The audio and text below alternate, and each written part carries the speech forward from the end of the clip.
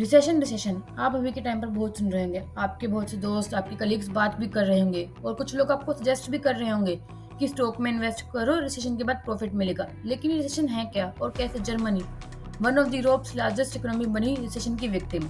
ये सब हम इस वीडियो में डिस्कस करेंगे।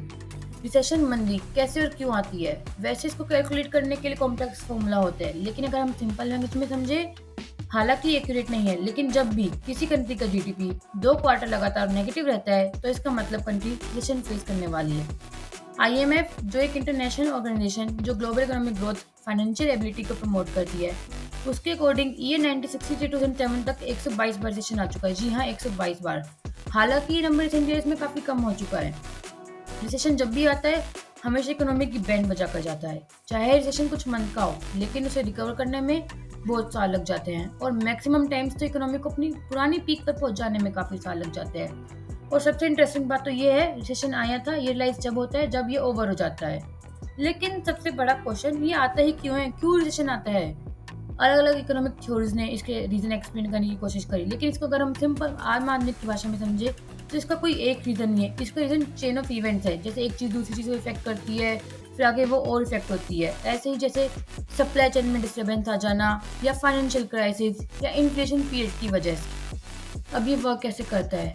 जब भी इन्फ्लेशन इंक्रीज होता है, सेंट्रल बैंक इकोनॉमी स्लो करने के लिए इंटरेस्ट रेट इंक्रीज कर देते हैं ताकि इन्फ्लेशन कंट्रोल हो जाए, जिससे क्या होता है, रिसेशन होने के चांसेस बढ़ जाते हैं। अब रिसेशन होने के चांसेस बढ़ गए हैं, कंपनी ले ऑफ करना स्टार्ट कर देती है, जिससे जॉब्स कम हो जाती है, और जॉब्स कम हो जाती हैं तो कंज्यूमर अपनी स्पेंडिंग कम कर देता है। अब क्या हो रहा है, कंपनी और कंज्यूमर दोनों इकोनॉमी को देखकर अपना बजट और टाइट कर लेते हैं, जिससे जो बिजनेसेस होते हैं वो अपने रिसोर्सेज रीएलोकेट कर लेते हैं, प्रोडक्शन कम कर देते हैं, और लॉसेस ना हो इसके लिए वो ले ऑफ करना स्टार्ट कर देते हैं। अब और ले ऑफ होती है तो रिसेशन और बढ़ जाता है। अब इन शॉर्ट हम कह सकते हैं रिसेशन के दो ट्रेंड होते हैं या दो इंडिकेटर होते हैं। पहला, अनएम्प्लॉयमेंट बढ़ना, जैसे कि ले ऑफ जो भी हो रही है, और दूसरा जीडीपी कम होना।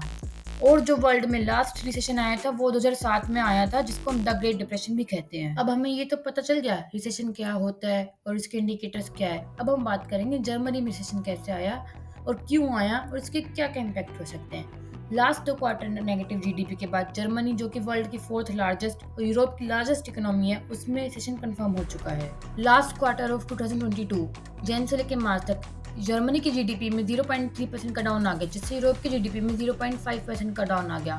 हालांकि यूरोप कमेटी अलग अलग फैक्टर्स देखती है रिसेशन को डिक्लेयर करने में, लेकिन जैसा कि हमने पढ़ा, अगर 2 क्वार्टर लगातार नेगेटिव रिजल्ट हो जीडीपी का तो हम इसको रिसेशन डिक्लेयर कर सकते हैं। अब क्वेश्चन आता है, आखिर क्यों क्यों जर्मनी रिसेशन में आया? जर्मनी में लास्ट रिसेशन का रीजन था कोरोना। 2020 की बिगनिंग में कोरोना ने पूरे यूरोप को कंट्रोल कर लिया था, जिससे गवर्नमेंट को लार्ज साइज में बिजनेस बंद करने पड़े थे। लेकिन इस साल और भी रीजन थे जिनको हम एक एक करके डिस्कस करेंगे। और प्रिडिक्शन है, सिर्फ जर्मनी नहीं, पूरा वर्ल्ड रिसेशन फेस करेगा आगे ईयर्स में भी। अब आते हैं रीजंस। पहला, यूक्रेन रशिया वार, जो कि सबसे इम्पोर्टेंट रीजन है। यूक्रेन यूरोप की सबसे बड़ी कंट्री है और वार की वजह से एनर्जी प्राइसेस बढ़ गए हैं, जिससे बिजनेस और कंज्यूमर पर नेगेटिव इम्पैक्ट आया है, और बिजनेस के लिए जो मटेरियल नीडेड होता है वो लेना डिफिकल्ट हो गया, जिससे सप्लाई चेन डिस्टर्ब हो गई है। सेकंड रीजन आता है इन्फ्लेशन। यूक्रेन वार के बाद इन्फ्लेशन भी एक रीजन बन गया है। जर्मनी में इस टाइम इन्फ्लेशन 7.4% हाई है और प्रिडिक्शन है ये हाई रहेगा आने वाले टाइम में भी। और क्योंकि इन्फ्लेशन ज़्यादा है तो स्पेंडिंग भी लेस हो गई है। पर इस सबसे हमें क्या करना है? एज एन इंडियन, क्या ये हमें भी इम्पैक्ट होगा? जी हाँ, जर्मनी की जीडीपी खाली जर्मनी को नहीं, बाकी यूरोपियन कंट्रीज को भी इफेक्ट करती है, क्योंकि यूरोप की लार्जेस्ट इकोनॉमी है। और इंडिया के क्लॉथ्स, लेदर, फुटवियर्स सेक्टर्स में एक्सपोर्ट पर इफेक्ट होगा, क्योंकि ये सेक्टर यूरोप में एक्सपोर्ट करते हैं। और जर्मनी ही नहीं, यूरोप की बाकी कंट्रीज भी ऑलरेडी रिसेशन में आ चुके हैं। तो हाँ, एज एन इंडियन हमें भी इम्पैक्ट होगा, क्योंकि एक्सपोर्ट्स कम हो जाएंगे। और आगे आप अंदाजा लगा सकते हैं कि एक्सपोर्ट कम होना और इम्पोर्ट बढ़ने से क्या इम्पैक्ट हो सकता है।